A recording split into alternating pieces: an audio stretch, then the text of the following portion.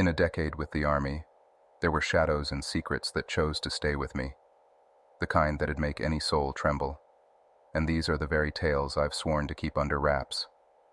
Why?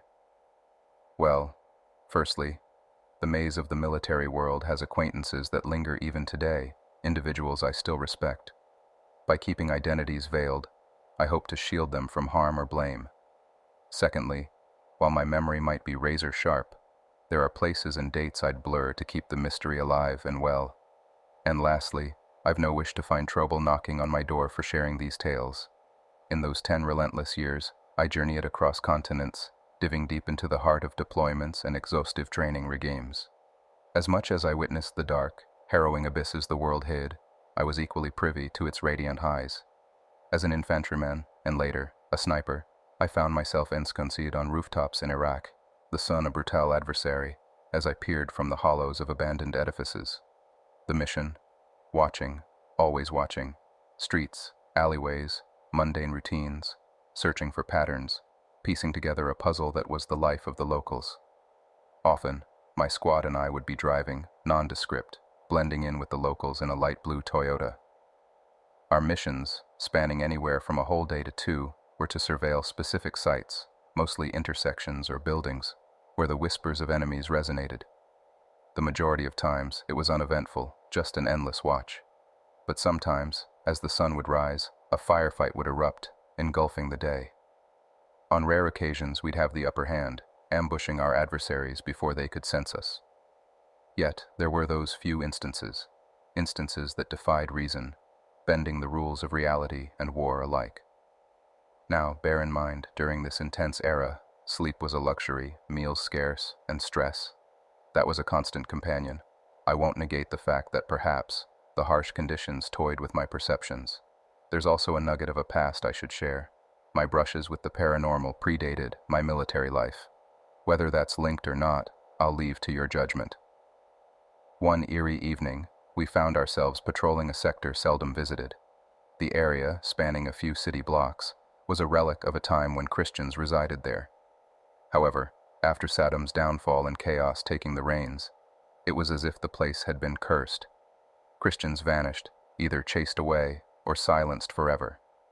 Amidst this desolation, a peculiar house caught our eye.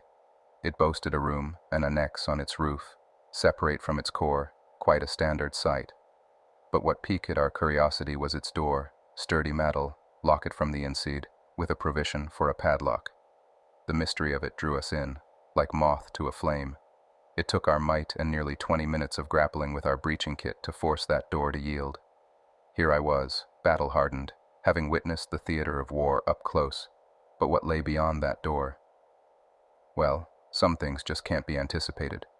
From a soldier seasoned in the business of violence, the scene that lay before us was, for the lack of a better term, bone-chilling. The door groaned open to reveal a corridor, bleak and shadowy, leading to a hauntingly dark T-intersection. An odor, both metallic and putrid, wafted out. It was eerily reminiscent of a slaughterhouse, a mix of iron-heavy blood and raw flesh. My heart raced, every instinct screamed for attention. We pushed onward, curiosity, or perhaps bravado, leading the way. The structure had multiple chambers, each more disturbing than the last. Dried, rust-hued stains coated the floor, while grotesque smears marred the walls. It was unmistakably a tableau of terror that had unfolded here. The room at the end, however, was the climax of this horror show. An antiquated metal bed frame stood at its center, equipped with worn leather restraints. Wires slithered from it, connecting to a lonely car battery in a dim corner. The air here was thick, pregnant with an oppressive heaviness, as if the very walls harbored the weight of the unspeakable events they had witnessed. A question begged an answer. The only exit was the door we'd battered open. It had been bolted from the inside, its padlock hanging intact. No windows, no secret passages, just the enigma of an escapeless chamber. It plagued my thoughts then, and it does so even now.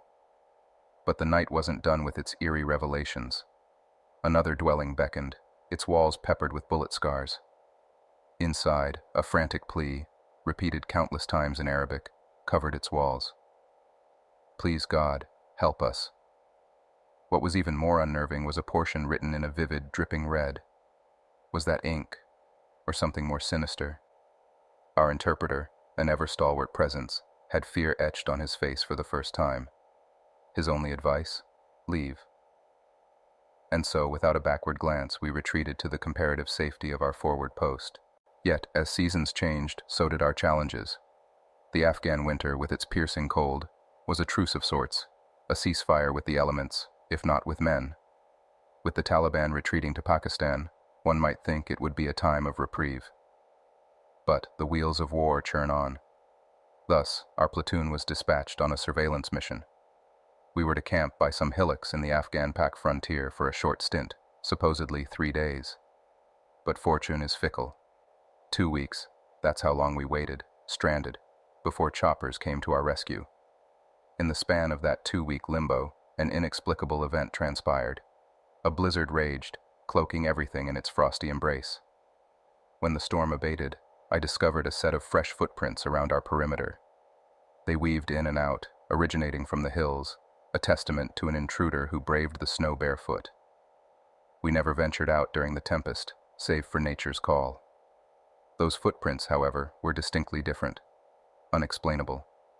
This perplexing pattern continued, footsteps arriving afresh every morning. On one occasion, a reconnaissance mission, tracing these steps up the hill, led to a puzzling dead end. They appeared and disappeared, without rhyme or reason. A few fellow soldiers were privy to my concerns, but to my dismay, their reactions ranged from disinterest to denial. Yet, whispers persisted, tales of muddy footprints atop our armored vehicles, every down as if teasing us with their inexplicable presence. The hills of Afghanistan weren't done with me. Another deployment saw my platoon, isolated from the rest, on an outpost. We were stationed near the Arghandab River, a notorious route used by smugglers to transport illicit weapons and insidious fighters from Pakistan into Kandahar. The land, it seemed, hid more than just insurgent secrets. Our mission in that rugged terrain was twofold: to monitor and then obstruct the clandestine paths of smugglers. While I won't speak for everyone, to me, Afghanistan, with its vastness and eerie silences, always felt haunted, especially under the cloak of night. Nestled amidst a sprawling mountain range, our outpost lay on an incline. From our vantage, the ground gently dipped down to kiss the Arghandab River, then sharply scaled upwards on the other side. Villages dotted the riverbanks, offering the only sign of civilization in this desolate place. Their inhabitants, diligent farmers, toiled on their fertile patches, generously fed by the river. With no intrusive city lights, the nights there were pristine. Many times, reclined atop our bunker, I'd lose myself in the vast expanse above, the stars twinkling like diamonds against the pitch-black velvet of the sky. On moonlit nights, the river would shimmer, an ethereal silver streak cleaving the valley in two. Occasionally, silhouettes would flit by the river's edge, perhaps farmers preferring the cool embrace of the night over the relentless sun of the day. When we first set foot in the camp, we were greeted by a platoon of Navy SEALs who'd made the base their temporary home. Their stern advice? Avoid nocturnal patrols.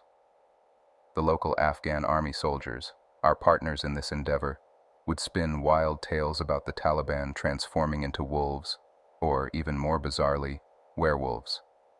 Our interpreters, often our bridge to understanding local customs and folklore, would sternly affirm these stories, even when met with our incredulous laughter.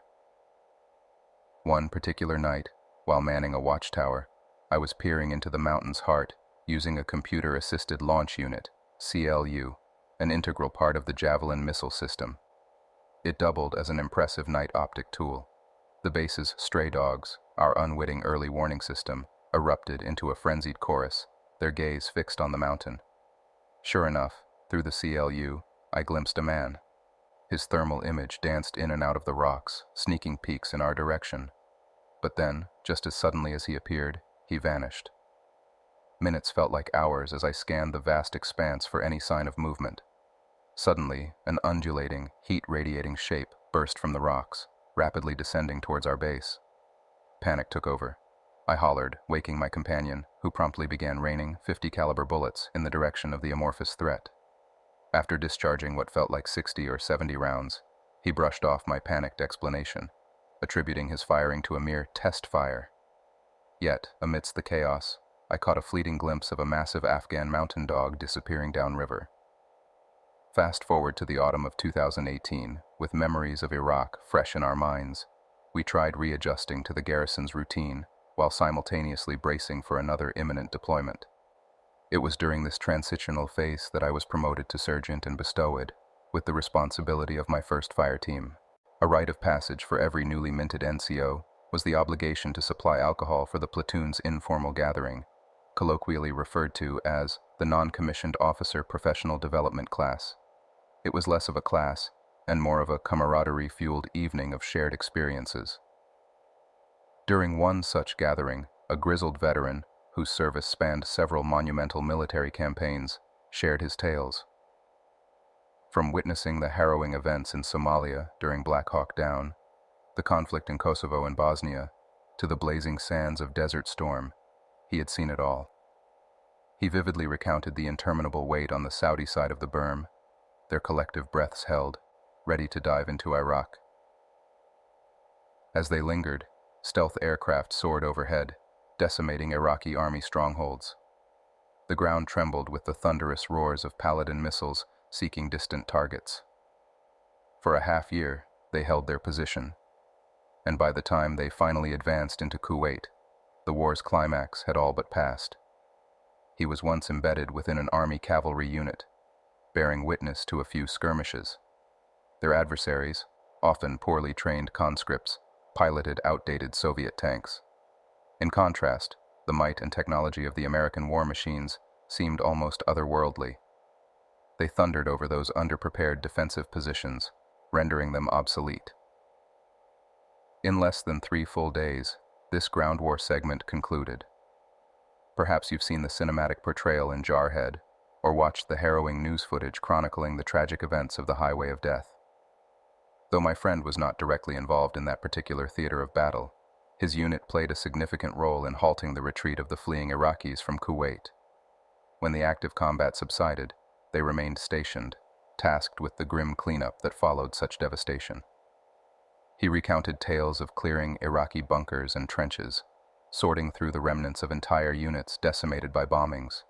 Even though the description mirrored many major ground actions, the sheer magnitude of it was beyond my comprehension.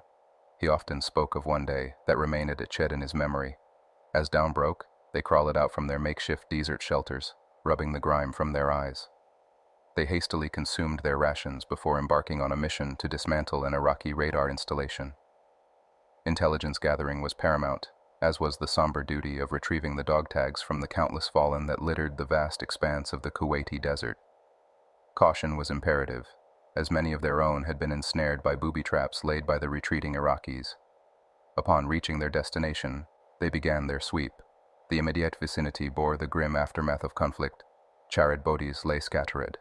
A strategically placed bunker, presumably housing the CPU, was connected to an extensive trench system. The ground bore testimony to the lives of soldiers, photographs of loved ones, letters, books, and various personal effects that had survived the onslaught.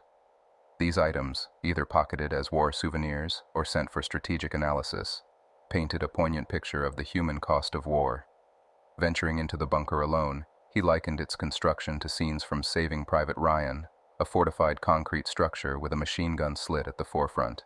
The ceiling had partially caved in, testament to a direct hit from a bunker buster, obliterating its inhabitants. Amidst the wreckage lay an Iraqi gunner, draped over a DSHK machine gun, the Soviet equivalent of the .50 caliber. Apart from him, the residue of what appeared to be 3 others lingered, having borne the brunt of the direct impact. The solemn atmosphere within that bunker, coupled with the stark reminder of mortality, left an indelible mark on him. After retrieving the gunner's dog tags, he retreated to the surface. Later, as the platoon huddled, sharing a meal on the sun-scorched sand, they traded stories and showed off their trophies. The topic of dog tags arose, with soldiers comparing their morbid collections. Relaying his own experience in the bunker, he spoke of the eerie feeling that had enveloped him and the sense of respect he felt for the brave gunner, who had presumably met his end defending his comrades. A fellow soldier interjected, mentioning he too had visited the said bunker, but hadn't encountered any bodies. Puzzled and thinking perhaps there was some miscommunication, he revisited the bunker post-lunch. The DSHK machine gun remained, but its guardian was conspicuously absent. An uncanny sensation washed over him. It was then that he observed distinct drag marks in the scorched earth, tracing a path from the bunker's interior and stretching outwards. Following this trail led him to a chilling discovery. Some 50 meters away, the gunner's body lay eerily frozen mid-crawl, as if in a desperate, eternal attempt to reach something, or perhaps somewhere safer, maybe even home. No one in his unit claimed responsibility for moving the body, and as they journeyed back, a haunting realization dawned on him. The gunner's final gaze was fixed firmly towards the Iraqi border, a silent testament to his yearning for home.